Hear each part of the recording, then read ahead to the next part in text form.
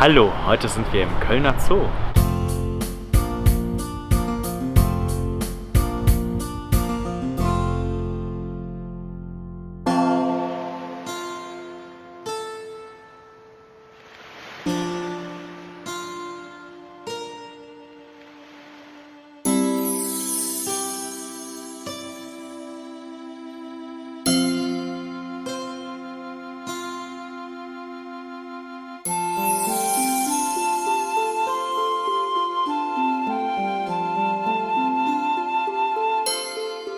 Wir sind hier in der Terrarienabteilung des Aquariums des Kölner Zoos und wir haben ja schon seit jeher einen Schwerpunkt in Sachen Vietnam. Wir haben Artenschutzprojekte vor Ort in Vietnam, für die ich auch zuständig bin als Koordinator.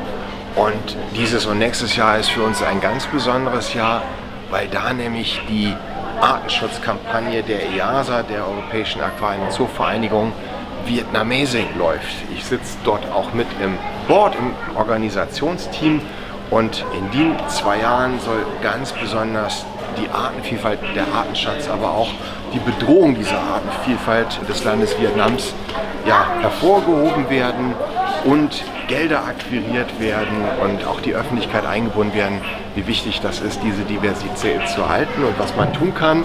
Und wir haben auch verschiedene Projekte entwickelt, wo Flaggschiffarten unterstützt werden und deren Erhalt im Prinzip gefördert wird. Das geht von Wirbellosen, von einer Schrecke, von einer Schnecke über Fische bis zu Amphibien wie den Krokodilmolchen, den Moosfröschen, Echsen, der Krokodilschwanzechse, der Anambach-Schildkröte bis hin zu Vögeln wie dem Vietnamfasan und den Säugetieren, dem Gibbon. Und für diese Arten wird gesammelt und diese Kampagne kann auch jeder Zoo bei sich spielen. Wir haben ganz viel Materialien auf der Homepage, vom Logo, was da schön geworden ist, Vietnamazing, das Amazing, das erstaunliche Vietnam, Safe Nature. Und in diesem Kopf ist der Gibbon versteckt, der Fasan, der Prachtflossensauger, der für die Fische steht, und der vietnamesische Krokodilmolch als Stellvertreter für die Krokodilmolcharten, für die wir uns im Rahmen der Kampagne einsetzen. Und einige der Kampagnenarten haben wir ja auch. Wir haben natürlich einen Fokus hier auf bedrohten Amphibien- und Reptilienarten, auch Fischen aus Vietnam. Und ein paar gucken wir uns jetzt an.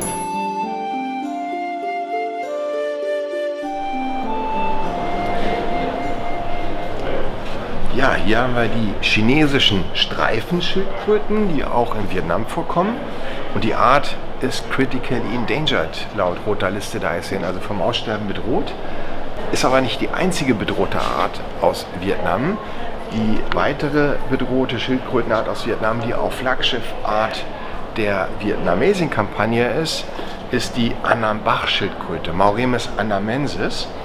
Und die unterstreicht, wie wichtig Zoos sein können, weil, so wie es aussieht, gibt es die Art in Vietnam nicht mehr in der Natur.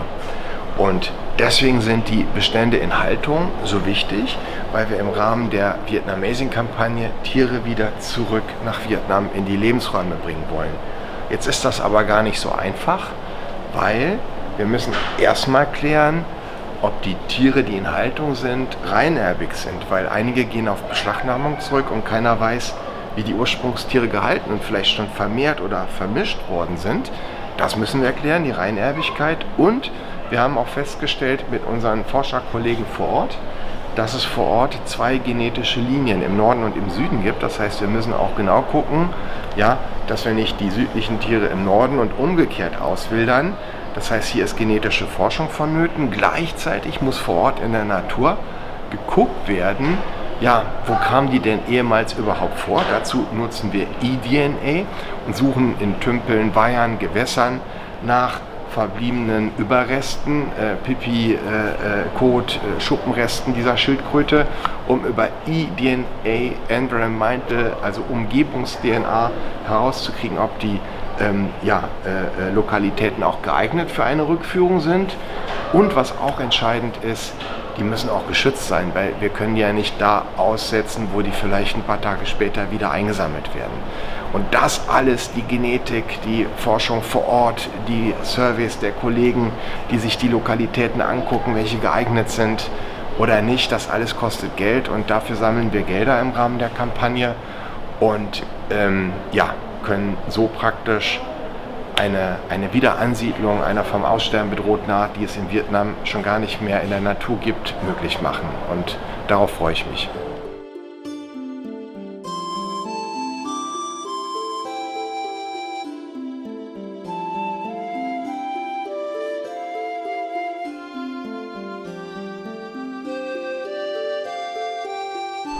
Schreibt jetzt eure Fragen in die Kommentare und vergesst nicht, dem Video einen Daumen nach oben zu geben, wenn es euch gefallen hat. Damit ihr kein neues Video mehr verpasst, könnt ihr unseren Kanal kostenlos abonnieren.